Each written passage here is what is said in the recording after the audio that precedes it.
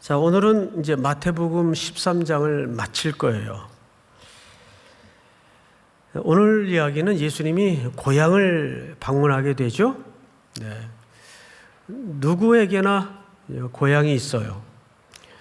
오늘 통계를 보니까 서울에 사는 인구가 한 1,000만, 요즘은 1,000만이 조금 안 된다고는 하는데 뭐 인구의 5분의 1이 여기 집중해서 산다고 해도 과언이 아니겠죠? 한 1,000만 가량이 사는데 진짜 서울 사람은 20%밖에 안 된대요.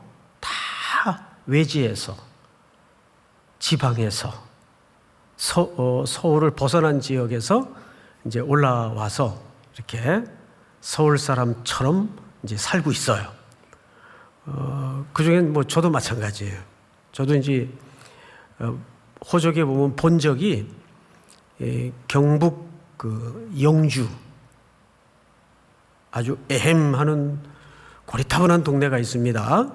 영주가 제 본적으로 되어 있는데 사실 자란 동네는 대구입니다. 대구에서 초동 시절을 보냈기 때문에 그쪽의 정서나 또 익숙함이 더 크죠. 이렇게 사람들은 태어난 곳과 자란 곳이 다를 수 있어요. 그 어디가 진짜 고향이냐? 여러분 생각에는 어디가 고향일 것 같습니까? 사실 태어난 곳보다는 자기의 어릴 적 정서와 추억이 깃들여져 있는 자란 곳이 고향입니다. 저는 이제 워낙 일찍이 유학의 꿈을 품고 서울로 올라왔기 때문에 깔끔하게 표준말을 씁니다. 그래서 제가 이렇게 정체를 밝히지 않으면 누구든지 저를 오리지널 서울 사람으로 인정을 해요. 제 언어 속에서, 말투 속에서 경상도 사람 티가 전혀 안 나죠? 안 납니다. 자, 그럼 제 고향은 어딜까요? 서울에서 지금 50년 넘게 살았단 말이에요. 제 고향은 어디가 맞을까요? 저는 아무래도 이제는 서울 사람이라고 해도 틀린 말이 아닐 것 같아요. 거반의 세월이 서울에서 이루어졌기 때문에. 근데 예수님은 대부분의 시간을 사실상 청년 때까지는 나사렛이라는 동네에서 자라셨습니다. 근데 여러분, 예수님이 태어난 곳은 어디죠? 예, 떡집이라고 이름 붙여진 베들레헴에서 나셨죠. 다윗의 동네입니다. 예수님이 나신 곳은 베들레헴인데 오늘 여기 고향을 방문하십니다. 그러면 여기는 베들레헴일까요? 나사렛일까요? 여기는 나사렛입니다. 자, 그러면 이제 그 방문기를 조금 면밀하게 들여다보도록 하겠습니다. 53절, 예수께서 이 모든 비유를 마치신 후에 그곳을 떠나서 고향으로 돌아가사, 이렇게 돼 있어. 고향으로 돌아가사. 그리고 이제 거기에서 어머니 얘기가 마을 사람들에 의해서 나오고 그의 누이들 얘기도 나오고 그의 동생들 얘기도 나옵니다. 그런데 수미상관법의 구조에 의해서 이 본문을 살펴보면 놀랍게도 오늘 이 이야기는 사실 비유 얘기와 동떨어진 얘기처럼 보여지지만 정확히는 비유 이야기들의 결론입니다. 오늘 얘기가. 근데 내용 자체는 상당히 안 맞는 듯 보여집니다. 그러면 이제 우리가 전체 구조를 통해서 맥락을 좀 보도록 하죠.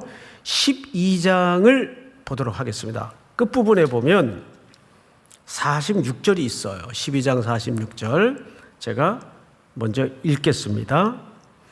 예수님께서 무리에게 말씀하실 때 어느 집에 들어가셔서 이제 가르치고 계셨어요. 그의 어머니와, 여기 또 혈육의 내용들이 등장을 하죠. 그의 어머니와 동생들이 예수께 말하려고 밖에 섰다. 이 당시에는 예수님에게 그 가짜 뉴스들이 많이 만들어져서 돌아다니고 있던 때입니다. 일설에는 그 청년 그 귀신 들렸대. 또 한켠에서는 아니야, 이 정신이 좀 이상해졌나 봐. 이게 이제 소문이 만들어져서 확대 재생산되다 보니까 누구에게까지 들어갔는가 하면 어머니와 가족들에게까지 들어갔어요. 그래서 아이쿠, 이거 큰일 났구나. 이거 어떻게 된 소문인가. 진위를 알아보기 위해서 이제 동생들을 데리고 어머니 마리아께서 예수님을 찾아 수소문을 하다가 이 집 문 앞에까지 지금 온 거예요. 그 당시 뭐 수소문을 해보면 찾는 건 그렇게 어려울 시기가 아니었기 때문에. 그래서 안에 있던 사람이 예수님에게 넌지시 일렀죠. 선생님, 저 밖에 어머니하고 동생들이 찾아왔어요. 이렇게 얘기를 한 겁니다. 볼까요? 예수께서 무리에게 말씀하실 때 그의 어머니와 동생들이 예수께 말하려고 밖에 섰더니 47절 한번 같이 읽겠습니다. 시작. 한 사람이 예수께 여짜오되 보소서 당신의 어머니와 동생들이 당신께 말하려고 밖에 서 있나이다 하니. 자, 이 사람의 전달 내용을 잘 보면 당신의 어머니와 당신의 동생들이 지금 무슨 말인가를 자꾸 하려고 밖에 서서 있습니다. 그러자 여기에 반응하시는 예수님의 태도가 굉장히 좀 생경스러워요. 48절. 말하던 사람에게 대답하여 이르시되 누가 내 어머니며 내 동생들이냐 하시고, 누가 내 어머니며 내 동생들이냐 하시고, 그리고 이제 손을 내밀어서 지금 자기 앞에 앉아 말씀을 듣는 제자들을 가리키면서 이렇게 얘기하시는 거예요. 손을 내밀어 제자들을 가리켜 이르시되 나의 어머니와 나의 동생들을 보라. 누구든지, 자 50절 다 같이 시작.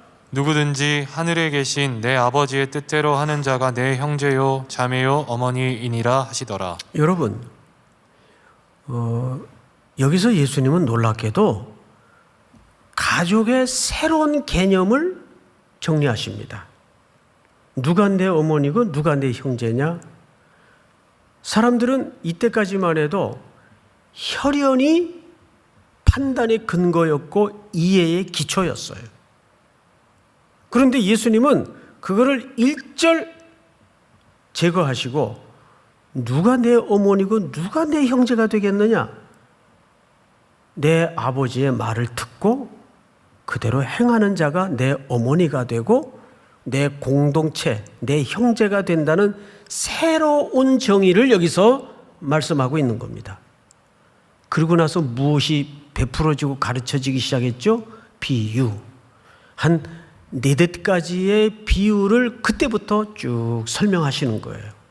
그러면 이 비유에 일관되게 흐르는 교훈은 뭐냐 하면 참된 하나님의 가족들, 참된 주의 백성들의 기초, 가치가 무엇이어야 하는가를 이 비유를 통해서 쭉 설명하시다가 오늘 본문 13장 53절을 보면 제가 읽겠습니다. 예수께서 이 모든 비유를 마치신 후에 그곳을 떠나서 고향으로 돌아가사. 자, 그리고 또 비유를 마친 비유의 교훈을 다 가르친 다음에 또 마무리를 뭘로 하세요? 고향에서 혈육에 관한 이야기로 마무리를 하세요. 그러니까 오늘 이 비유의 결론은 하나님의 가족과 하나님의 백성이 되는 원리는 무엇이어야 하는가를 사실상 가르치고 말씀하고 싶었던 겁니다. 자, 이제 그 부분을 조금 자세히 들여다보도록 하겠습니다. 고향으로 돌아가사 그들의 회당에서 가르치시니, 자, 앞을 잠깐 보실까요? 어디서 가르치셨어요? 그들의 회당에서 가르치셨어요. 예수님의 시각에서, 예수님의 입장에서 이 회당은 어떤 느낌을 갖는 회당이었을 것 같습니까? 여러분, 해외에 오랫동안 있다가 이제 귀국을 하고 나서 사실 마땅한 성도의 심성이라면 어디를 제일 가보고 싶을까요? 자기가 신앙생활하던 교회를 제일 가보고 싶었을 거예요. 적어도 이 마을의 회당은 아버지 손에 붙들려 어렸을 때 드나들었을 회당이었을 거고, 아버지 일찍 돌아가신 다음에 어머니 손에 의해서 함께 출입했던 회당이었을 겁니다. 그런 의미에서 예수님은 회당 오빠였어요. 청년 시절까지 요즘 교회 오빠가 있듯이 아주 성실한 그런 청년이었을 겁니다. 게다가 지금 그 회당에 앉아있는 말씀을 들으러 온 사람들은 예수님의 시야에도 낯선 사람들이 아니에요. 다 익숙한 사람들이에요. 아유, 저 어르신이 저렇게 벌써 늙으셨구나. 아유, 저 형님은 세월을 정통으로 맞았구나. 이게 다 이제 눈에 들어온단 말이에요. 그러면 반대로 청중들의, 그 나사렛 사람들의 회당에 들어앉아 있는 시선에서 비추어진 예수님의 모습은 어떤 모습이었을 것 같습니까? 굉장히 대견했을 것 같아요. 아유, 저 집을 우리가 너무 잘하는데 찢어지게 가난했던 집이지. 근데 잠깐 어디 안 보이더니 어디 갔다 온 거야? 아주 인물도 달리 보이고, 게다가 이 회당에 들어와서 지금 그 어려운 율법을 가르친다니, 유대인들, 특별히 고향 사람들의 입장에서는 그 청년 예수님이 얼마나 기특해 보였을까요? 아, 그래, 뭐 무슨 가르침을 하나 한번 들어나 보자 하고 이제 기대 반, 설렘 반으로 앉아서 들었겠죠. 즉, 그런 상황이란 말이에요. 청중도 예수님을 너무 잘 알아요. 어릴 적부터 사람들에게 키가 자라고 지혜가 자라며 사랑스러움을 받았던 예수예요. 그렇죠, 여러분? 누가복음 2장에 보면. 근데 그러던 어린 소년 예수가 훌쩍 자라서 어느 날 회당에 들어와 앉아서 이제 말씀을 가르친다고 하니 마을 사람들 입장에서는 얼마나 신기하고 설레었겠습니까? 그리고 예수님의 눈에도 이 마을 사람들의 그 낯익은 정겨운 풍경이 참 감개무량했을 게고, 성경에는 예수님이 고향을 방문한 일이 2번 등장을 해요. 초기에 한 번, 후기에 한 번. 자, 그런데 예수님이 이제 입을 열어서 말씀을 가르치십니다. 근데 마을 사람들의, 아니 고향 사람들의 첫 번째 반응이에요. 보십시다. 이렇게 되어 있습니다. 54절을 보면 그들이 놀라 이르되 그랬어요. 이것은 그냥 놀란 게 아니에요. 아이 깜짝이야, 이런 놀람이 아니고 경이로움에 압도되는 놀람이에요. 아니, 이게 무슨 일인가? 경이로움에 압도되는 놀라움이에요. 믿겨지지 않는 놀라움이에요. 왜? 놀라움의 반응의 내용을 좀 들여다보면 이렇게 돼 있어요. 이 사람의 지혜와 이런 능력이 그랬어요. 여러분, 여기 지혜까지는 이해가 되는데 오늘 본문 안에서만 보면 예수님이 능력을 행한 기사가 나와 있어요? 안 나와 있어요? 안 나와 있어요. 그런 걸로 봐서 이제 학자들은 이렇게 추정을 해요. 합리적 추론이죠. 능력이라는 단어가 있는 걸로 봐서는 능력을 일부 행하신 거는 맞는데 그 기사는 생략이 된 거예요, 실질적으로. 그래서 마을 사람들의 반응의 요지는 두 가지 때문입니다. 예수님의 가르침에 놀라고, 우리가 너무도 익숙히 잘 알고 있는 그 청년인데 갑자기 능력을 행하는 모습에 또 한 번 놀라고, 이렇게 된 거예요. 자, 그러면 우린 여기서 너무 그 작구에 매달리고자 하는 것이 아니라 이 놀라움의 이유를 알아야 돼요. 도대체 이 사람들이 왜 놀랐을까? 그 이유를 모르면 오늘 메시지는 놓치고 지나가는 거죠. 왜 놀랐을 것 같아요, 여러분? 한번 생각해 보셨어요? 마을 사람들이, 아니 고향 사람들이 왜 예수님의 가르침과 또 그 능력 행하심에 왜 압도되는 경외함으로 놀랐을까요? 이제 그 이유를 좀 보십시다. 자, 성경을 보세요. 56절, 55절. 이는 그 목수의 아들이 아니냐. 그러니까 이건 뭐죠? 마을 사람들이 이 청년에 대해서 너무 잘 알고 있는 거예요. 익숙한 사실이에요. 그 어머니는 마리아 맞지? 그리고 그 형제들은 야고보, 요셉, 시몬, 유다라 하지 않느냐? 그 누이들은 우리와 다 함께 있지 아니하냐? 이게 놀람의 근거입니다. 그럼 지금까지 예수님에 관련되어서 마을 사람들이 인지하고 있던 이 놀라움의 근거가 되는 내용들은, 문장들은 뭐죠? 익숙함이에요. 이 마을 사람들은 예수님의 성장기에 대해서 낯선 사람들이 아니에요. 익숙함이에요. 예를 들어서 지금 여러분들 가운데 어릴 적부터 우리 삼일교회 주일학기 때부터 코 찔찔 흘리면서 같이 놀던 동혁이라는 애가 있었어요. 예? 성은 잘 모르겠고 동혁이라는 애가 있었어요. 근데 얘가 쭉 대학 들어가서 군대 갔다 올 때까지 우리랑 생활을 잘 하다가 잠깐 안 보이더니 갑자기 여러분 공동체 앞에 탁 나타나서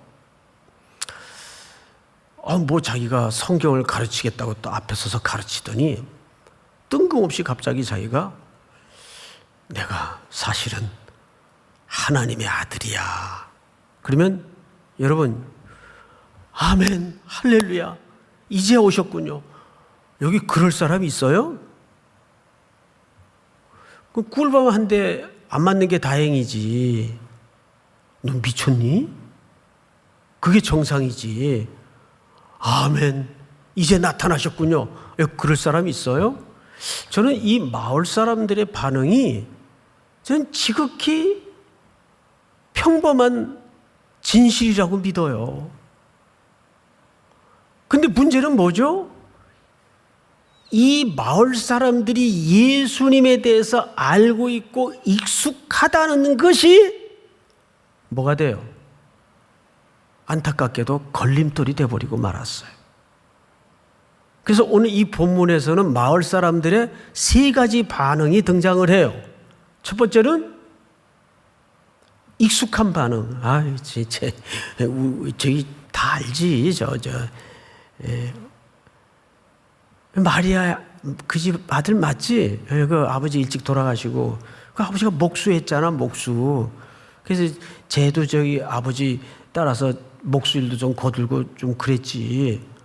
왜 아버지 돌아가시고 나서 얼마나 고생했어, 저 집이. 다 한단 말이에요. 유대 마을은 이 공동색성이 강하기 때문에 그저 뭐 앞뒤 집에 사정, 어느 집에 오늘 무슨 반찬하고 떡이 맡긴 것까지 다 안단 말이에요. 누가복음에도 나오잖아요. 떡을 밤중에 빌리러 온 이웃집 이야기. 이게 공동체성이 강하기 때문에 가능한 스토리예요. 만든 이야기가 아니고. 그러면 여기서 이제 우리는 예수님의 지혜와 그 능력에 처음에 마을 사람들이 놀랐어요.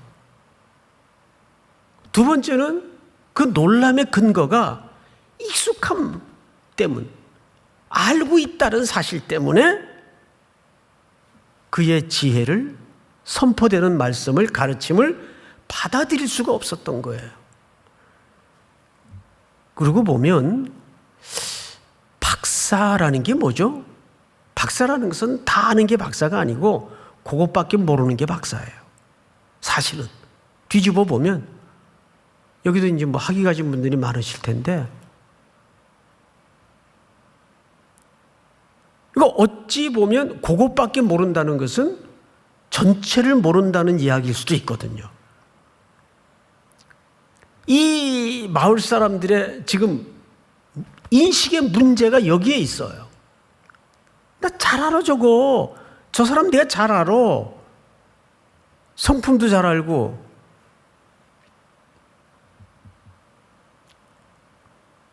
그러다 보니까 예수님이 선포와 가르침에 대해서 도무지 믿을 수도 없고 받아들일 수도 없는 거예요.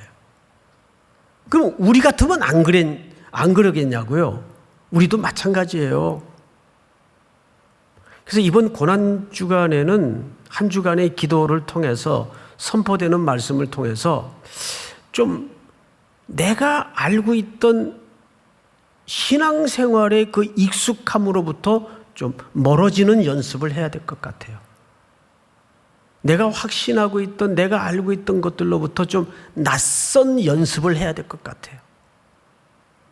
사람이 어쩌면 제일 무서운 게 익숙해지는 거거든요. 제가 우리 그 동역자들에게 항상 조심하자라고 당부하는 부분이 뭐냐 하면, 이 목회라는 사역을 일로 하지 말자. 익숙하다 보면 이게 그냥 일 처리가 돼버린다. 사람 만나는 것조차 그냥 일이 돼버린다. 그럴 수 있는 함정이 많거든요. 그 장례를 우리가 또 만나서 그걸 목회적으로 처리를 해야 돼도 그냥 일이 되는 거예요. 그게 또 정말 내 가족으로서의 슬픔으로 가슴에 이렇게 느껴지는 것이 아니라, 이게 왜 이렇게 되냐 하면 익숙함이 가져다주는 무서운 함정이에요. 지금 고향 사람들이 예수님에 대해서 다 알아, 나 익숙해 때문에 그의 말이 들어올 수가 없는 거죠. 급기야는 어떻게 됐습니까? 성경을 잘 보세요. 57절, 예수를 배척한지라. 여기 배척한지라라고 되어 있지만 풋노트에 보면 잘 번역을 해놨어요. 또는 예수로 말미암아 넘어진지라 그랬어요. 스칸달리존. 이 스칸달리조라는 말은 걸려 넘어지다 그 뜻이에요. 그 익숙함이, 그 안다는 것이 예수님의 말씀이 선포되면서 그 말씀이 오히려 예수님을 하나님의 아들로 보지 못하는 스칸달리죠. 걸림돌이 되고 말았어요. 이게 얼마나 불행한 사실입니까? 자, 그런데 54절과 56절에 걸쳐 마을 사람들이 똑같은 질문을 한 게 두 번 반복되어 있어요. 무슨 질문을 했죠? 54절에 보면 어디서 났느냐? 또 56절에 보면 똑같죠? 이 모든 것이 어디서 났느냐? 자, 이제 앞을 보세요.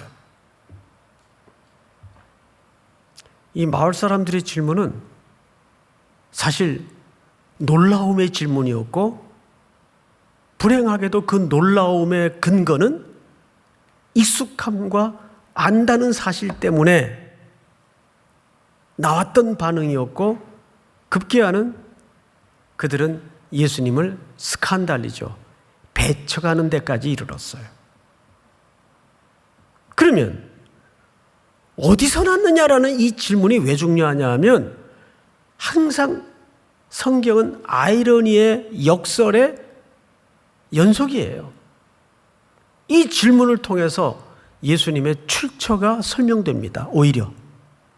자, 아까 살펴보았던 마태복음 12장 50절을 다시 한번 보십시다. 50절 보시면 우리 한번 같이 읽겠습니다. 시작.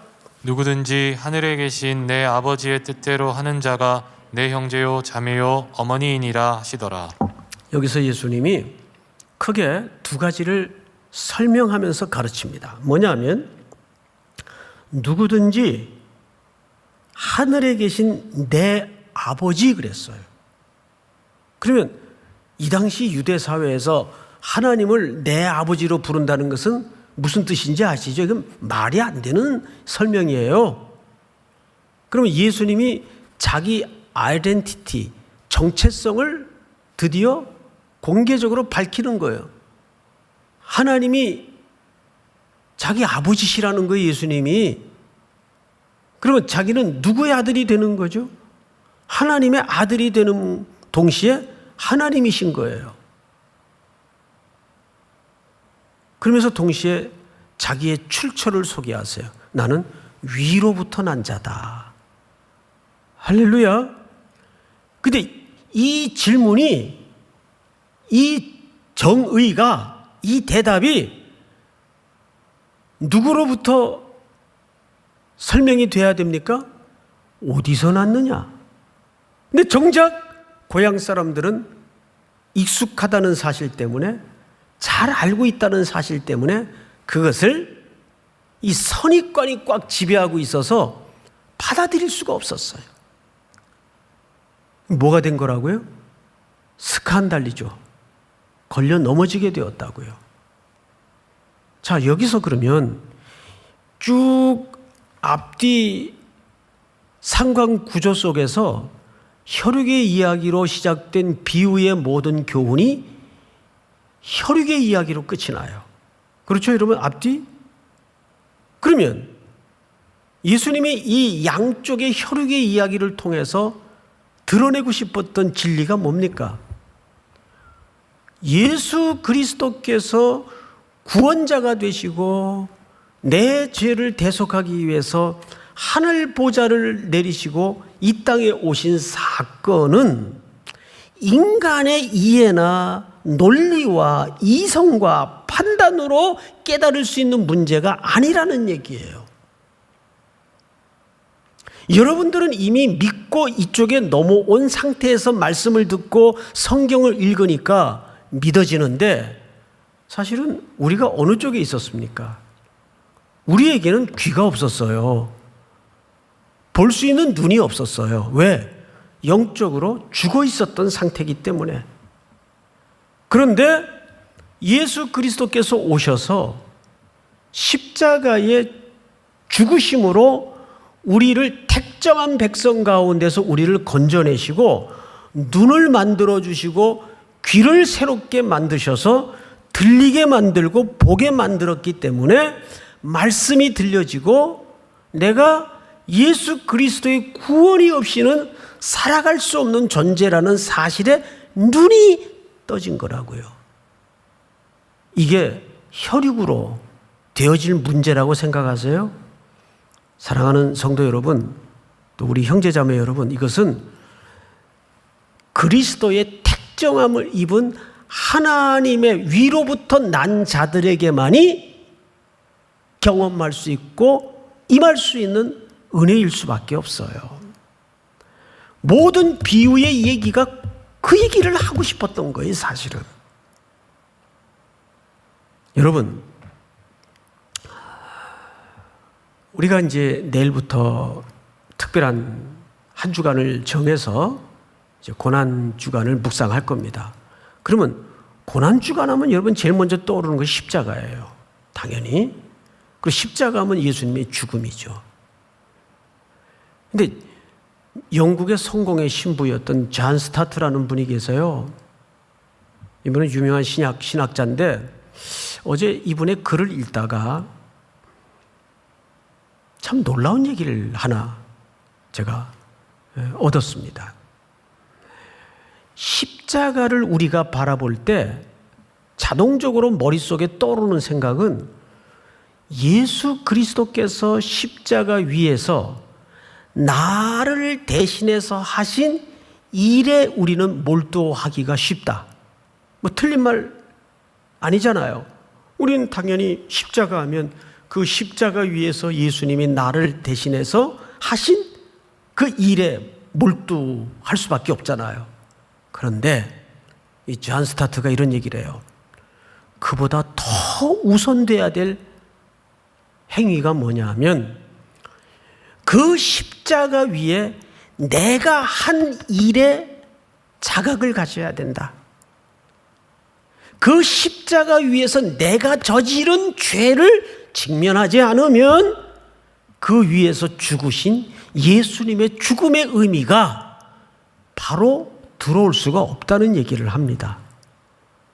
제가 깊이 도전을 받았어요, 사실은. 그럴 수 있구나. 그럴 수 있구나. 오늘날 이 근현대 사회를 통해서 기독교는 점점 현대인들이 종교 정도는 하나씩 갖고 있어야지, 현대인들에게 문화생활을 위한, 교양 있는 삶을 위한 액세서리 정도로 기독교가 취급이 되고, 또 4대 성인 중에 한 분으로 예수님이 자리매김되어서 저 인류를 위해서 좋은 영향력을 끼치신 분 정도로 이해를 갖는 사람들이 의외로 많아요. 여러분, 기독교는 종교가 아닙니다. 기독교는 예수면서 동시에 기독교는 십자가 없이는 설명이 될 수가 없어요. 우리가 젊든 늙든 어리든 인생길을 가면서 발톱 사이에 가시가 들어오는 사소한 고통에서부터 갑자기 쓰나미 같은 고통이 몰아닥치는 폭풍 같은 일들을 겪는 문제까지 우리 인생에는 다 그거를 겪고 지나와요. 그런데 하나님은 단 한 번도 하나님의 백성들이 겪는 그 고통을 목적으로 주신 적이 없어요. 고통이 목적이 아니에요. 그 풍랑, 그 고통, 그 가시 같은 아픔을 통해서 결국 모든 하나님의 자녀들을 십자가 앞으로 몰아가는 것이 하나님의 진짜 목적이에요. 믿습니까? 그것이 하나님의 참된 의도입니다. 그래서 인류는 누구를 막론하고 배웠던 배우지 못했던 그건 우리가 사는데 본질적인 것이 아니에요. 잘 살든 못 살든 그것은 우리가 살아가는데 본질적인 인생의 목적도 아니에요. 인생은 두 가지밖에 없어요. 십자가에서부터 출발했느냐, 십자가를 통과하지 못했느냐의 싸움밖에는 인류에게 해야 될 싸움이 없어요. 사랑하는 형제자매 여러분, 오늘 예수님께서 혈육으로 시작된 12장 마지막 파트에서부터 중간에 많은 비유의 설명을 통해 우리들에게 교훈하시다가 이 혈육에 배척당하는 이야기로 이야기를 끝맺는 이 결론이 갖는 의미가 뭘까요? 고린도전서 12장 3절의 말씀처럼 누구든지 성령으로 하지 않고는 그리스도를 주라 시인할 자가 없다. 우리가 누리는 십자가의 경험, 구원의 은총은 내게 생성된 것이 1도 없어요. 내게 근거된 것이 1도 없어요. 삼위 하나님의 전적인 계획과 구원의 섭리를 통해서 성령께서 하신 일입니다.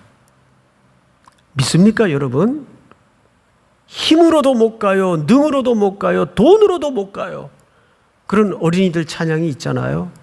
그런 원색적인 복음의 찬양이 요즘은 오히려 그리운 때가 되었습니다. 여러분들은 여러분들이 믿는 기독교, 아니 예수님을 어떤 분으로 만나고 있습니까? 좋은 윤리 선생으로 만나고 있습니까? 아니면 내가 본받아야 될 분으로 만나고 있습니까? 이것도 저것도 아닙니다.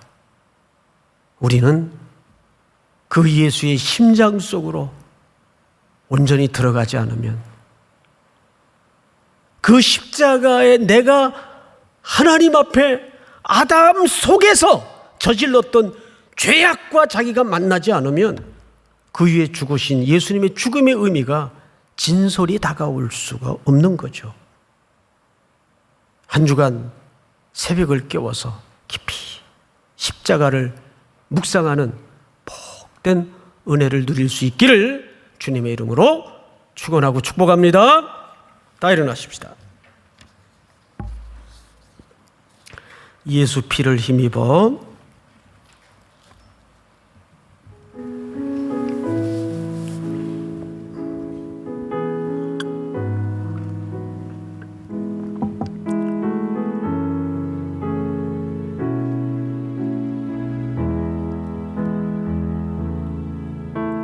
주의 보좌로 나아갈 때에 어떻게 나가야 할까? 나를 구원한 주의 십자가, 그것을 믿으며 가네. 주의 보좌로, 주의 보좌로 나아갈 때에 나 여전히 부족하나, 여전히 부족하나.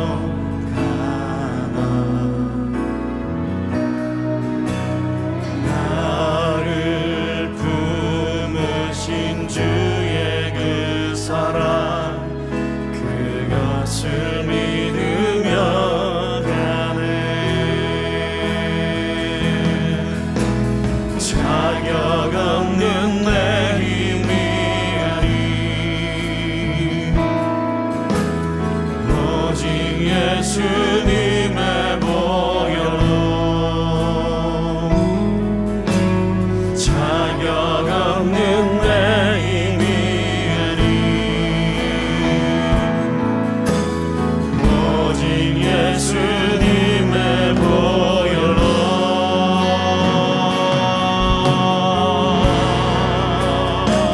십자가의 보혈, 완전하신 사랑, 힘입어 나아갑니다. 힘입어 나아갑니다.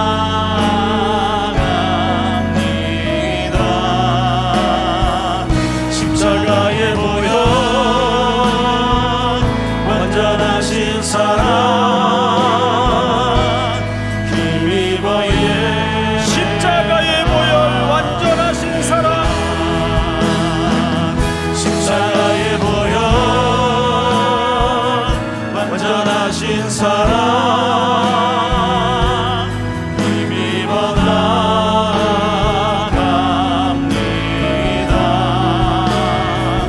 십자가의 보혈, 완전하신 사랑, 힘입어 예배합니다. 우리 한번 같이 기도합시다. 제가 세 가지 기도 제목을 나누겠습니다. 1절 개인적인 공동체적인 기도를 다 내려놓고 오늘은 다가오는 고난주간 한 주간 동안에 주시는 말씀, 기도를 통해서 신앙의 익숙한 것들로부터 멀어지게 하시고 새로운 하늘의 은혜가 임하는 시간으로 긍휼히 여겨주시옵소서. 이것이 첫 번째 기도이어야 합니다. 두 번째는 익숙한 것으로부터의 결별을 넘어서 십자가 위에서 내가 죽어야 될 그 자리에서 하나님 안에서, 아담 안에서 무슨 짓을 했는가를 돌아보는 시간이기를 원합니다.